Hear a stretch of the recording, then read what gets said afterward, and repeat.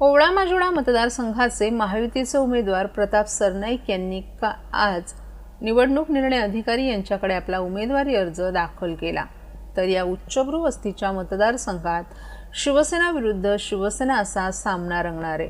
ठाकरे गटाचे उमेदवार नरेश मणिरा यांनी देखील यावेळी अर्ज दाखल केलाय। ओवळा माजुळा मतदारसंघात महायुती विरुद्ध महाविकास आघाडी अशी विधानसभा निवडणुकीत काटेकी टक्कर पाहायला मिळेल। ओवळा माजुळा विधानसभा क्षेत्रात शिवसेनेचे प्रताप सरनाईक विरुद्ध ठाकरे गटाचे माजी उपमहापौर नरेश मणिरा यांना उमेदवारी देण्यात आली आहे। विधानसभा निवडणूक 2024 साठी अर्ज दाखल करण्यापूर्वी प्रताप सरनाईक यांनी आनंद आश्रम या ठिकाणी भेट देऊन आनंद दिघे यांना अभिवादन केलं। त्यानंतर परिसरातून जोरदार शक्तीप्रदर्शन करत त्यांनी निवडणूक निर्णय अधिकारी यांच्याकडे आपला उमेदवारी अर्ज दाखल केलाय। 2009 ला ओवळा माजुळा हा मतदारसंघ निर्माण झाला असून हा मतदारसंघ केवळ ठाणे महानगरपालिकेपुरता मर्यादित नसून मीरा भाईंदर महानगरपालिकेतील काही समित्यांचाही यात समावेश आहे।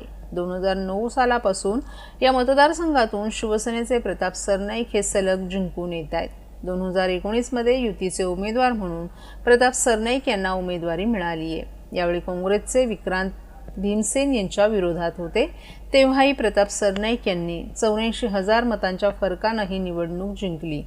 वर्तकनगर परिसरातून ओवळा माजुळा मतदारसंघातील विधानसभा निवडणुकीसाठी 2024 मध्ये शिवसेनेचे विद्यमान आमदार प्रताप सरनाईक यांनी अर्ज भरण्यापूर्वी जोरदार शक्तीप्रदर्शन केलं। त्यांच्या समर्थकांसह सर्व राजकीय पक्षांचे कार्यकर्ते आणि वरिष्ठ नेतेही या शक्तीप्रदर्शनात सहभागी झाले। परिसरात ढोलताशांच्या गजरात आणि फटाक्यांच्या आतिषबाजीत सरनाईक यांनी समर्थकांसोबत जल्लोष साजरा केला। या निवडणुकीत मतदारसंघातील परिस्थिती लक्षात घेता विविध राजकीय पक्षांच्या कार्यकर्त्यांची एकजूट आणि स्पर्धा अधिक तीव्र होताना दिसून येते। त्यामुळे महायुतीचे सर्व पदाधिकारी त्यांच्या या प्रचार नॉमिनेशन फॉर्म दाखल करण्यासाठी उमेदवारी अर्ज दाखल करण्यासाठी प्रचंड नागरिकांनी उत्स्फूर्त असा प्रतिसाद दिला आणि मिरवणुकीतून या ठिकाणी सर्वजण आले। खरं म्हणजे 3 वेळा या विभागाचं प्रतिनिधित्व प्रताप सरनाईक यांनी केलं। एक कार्यसम्राट आमदार म्हणून त्यांनी लोकप्रियता मिळवली आणि या मतदारसंघामध्ये मला वाटतं महाराष्ट्रामध्ये सगळ्यात जास्त या ठिकाणी जे सुविधा प्रकल्प आहेत, विकास प्रकल्प आहेत ते आणण्याचं त्यांनी काम केलं, पूर्ण करण्याचं त्यांनी काम केलं आणि त्यामुळे या निवडणुकीमध्ये त्यांना लीड किती मिळणार हा एकच विषय आहे आणि मला वाटतं मागच्या लीडपेक्षा यावेळेस त्यांना दुप्पट लीड मिळेल अशा प्रकारचं काम त्यांनी या विभागामध्ये केलेलं आहे आणि म्हणून या कामाची पोचपावती जनता नक्की देईल। त्याचबरोबर महायुतीने केलेलं 2-2.25 वर्षातलं काम आणि महाविकास आघाडीने केलेलं काम याची देखील तुलना होईल आणि दूध का दूध पाणी का पाणी होईल। महाविकास आघाडीने बंद पाडलेले प्रकल्प, त्याच्यामध्ये स्टे दिलेले, स्पीड ब्रेकर घातलेले प्रकल्प आणि महायुतीने ते पुढे नेलेले प्रकल्प, सुरू केलेले प्रकल्प आणि एकीकडे विकास प्रकल्प, दुसरीकडे कल्याणकारी योजना, मुख्यमंत्री माझी लाडकी बहिणी योजनेसारख्या अनेक योजना या ठिकाणी आम्ही केल्या। म्हणजे विकास आणि कल्याणकारी योजना यांची सांगड घालण्याचं आम्ही काम केलं। उद्योग मोठ्या प्रमाणावर आलेत आणि म्हणून जनता जनार्दन महायुतीच्या पारड्यात यावेळेस येणाऱ्या निवडणुकीमध्ये त्या कामाची पोचपावती देतील आणि महायुतीचं सरकार, बहुमताचं सरकार पूर्ण थम्पिंग मेजॉरिटीने या महाराष्ट्रामध्ये पुन्हा येईल आणि जनतेची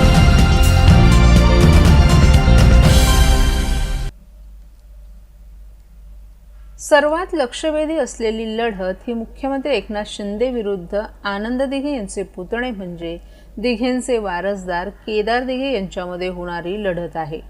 लोकसभेला शिंदेंच्या शिवसेनेला येथे ठाकरेंच्या शिवसेनेपेक्षा 66,000 एवढी मतं अधिक मिळाली आहेत। आता हे मताधिक्य 1 लाखावर नेण्याचा शिंदेंच्या शिवसेनेचा प्रयत्न असणार आहे। दुसऱ्या बाजूला ठाकरेंच्या शिवसेनेकडून आपलं आव्हान अधिक तगडं करण्यासाठी प्रयत्न होणार आहेत। प्रचारात ठाकरे विरुद्ध शिंदे असा लोकसभेचा ट्रेंड येथेही पाहायला मिळेल। मुख्यमंत्री एकनाथ शिंदे यांचा कोपरी पाचपाखाडी हा विधानसभा मतदारसंघ पारंपरिक मतदारसंघ आहे. या मतदारसंघातून शिंदे यांनी यापूर्वी 3 वेळेला विजय मिळवून हॅट्रिक साधली आहे. आता चौथ्यांदा ते या मतदारसंघात निवडणुकीच्या रिंगणात आहेत. 2009 पासून ते या मतदारसंघाचे आमदार आहेत. 2014ला सुरुवातीला त्यांनी ठाणे विधानसभा मतदारसंघातून विजय मिळवला होता. मात्र नव्या मतदार रचनेनंतर त्यांचा हक्काचा मतदारसंघ कोपरी पाचपाखाडी आहे. मागच्या विधानसभेला म्हणजेच 2019ला त्यांच्या विरोधात संजय घाडीगावकर यांनी काँग्रेसचे उमेदवार म्हणून निवडणूक लढवली होती.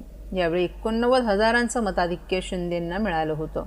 आता महायुती विरुद्ध महाविकास आघाडी अशा सामन्यात एकनाथ शिंदे हे महायुतीचा मुख्य चेहरा म्हणून समोर आहेत. त्यामुळे त्यांच्या नेतृत्वाला वेगळी धार आली आहे. या पार्श्वभूमीवर ठाण्याची ही लढत आणखीनच महत्त्वाची ठरते. अलीकडेच धर्मवीर 2 या चित्रपटाचं प्रदर्शन झालं.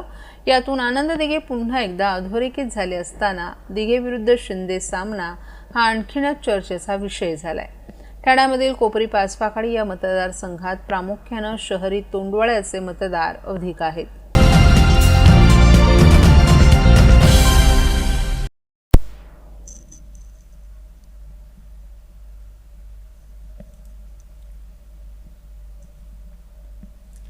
राज्यातील विधानसभा निवडणुकांचं बिगुल वाजलं असून निवडणुकीचे वारे सध्या सगळीकडे वारे वाहू लागलेत. त्याचबरोबर निवडणुकीतील गैरप्रकार रोखण्यासाठी शासकीय आणि पोलीस यंत्रणांनी देखील जोरदार तयारी केली आहे. निवडणूक काळात गुंडगिरी करणाऱ्या उपद्रवी लोकांवर पोलिसांनी करडी नजर रोखण्यास सुरुवात केली आहे.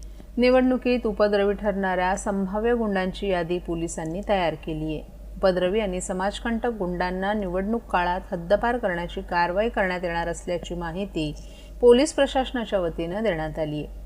विधानसभा निवडणुकांची रणधुमाळी सुरू झाली आहे. त्यामुळे राजकीय क्षेत्रात जोरदार हालचाली सुरू झाल्यात.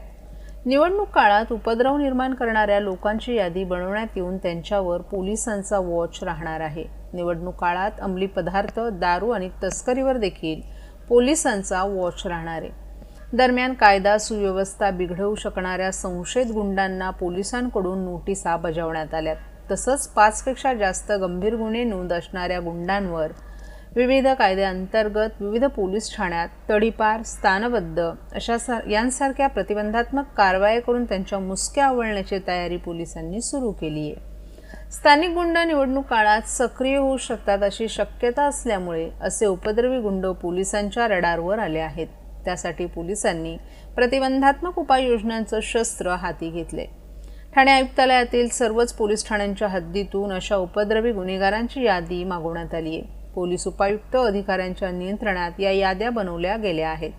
त्यांच्यावर प्रतिबंधात्मक कारवाईचे आदेश देण्यात आलेत.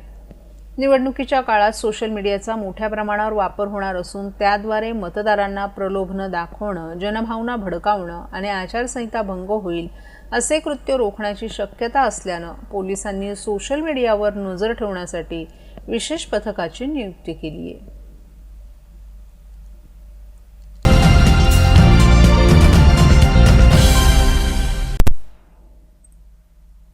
ओवळा-वाझोडा विधानसभा मतदारसंघात महायुती विरुद्ध महाविकास आघाडी अशी काटेकी टक्कर पाहायला मिळणार आहे. या ठिकाणी शिवसेनेचे विद्यमान आमदार प्रताप सरनाईक आणि ठाकरे गटाचे माजी उपमहापौर नरेश मणेरा यांच्यात जोरदार लढत होणार आहे. दोन्ही नेत्यांनी आपापल्या समर्थकांसह अर्ज दाखल केलाय. या दरम्यान अर्ज भरण्याच्या वेळी दोन्ही बाजूंनी जोरदार शक्तीप्रदर्शन करण्यात आलं. ढोलताशांच्या गजरात आणि फटाक्यांच्या आतिषबाजीत समर्थकांनी उमेदवारांचा जल्लोष केला. ठाकरे गटाचे नरेश मणेरा यांनी देखील आपल्या प्रमुख पदाधिकारी आणि समर्थकांसह मोठ्या उत्साहात अर्ज दाखल केला. ओवळा-माजिवडा मतदारसंघात 2 प्रमुख गटांमध्ये होणारी ही लढत ठाण्यातील राजकीय परिस्थितीवर प्रभाव पाडणारी ठरणार आहे. या निवडणुकीत शिवसेनेचं धनुष्यबाण विरुद्ध ठाकरे गटाची मशाल अशी प्रतिकात्मक स्पर्धा असून दोन्ही गटांनी जोरदार प्रचाराची तयारी केली आहे. त्यामुळे मतदारसंघात वातावरण तापलेलं आहे आणि निवडणुकीची रंगत वाढली आहे.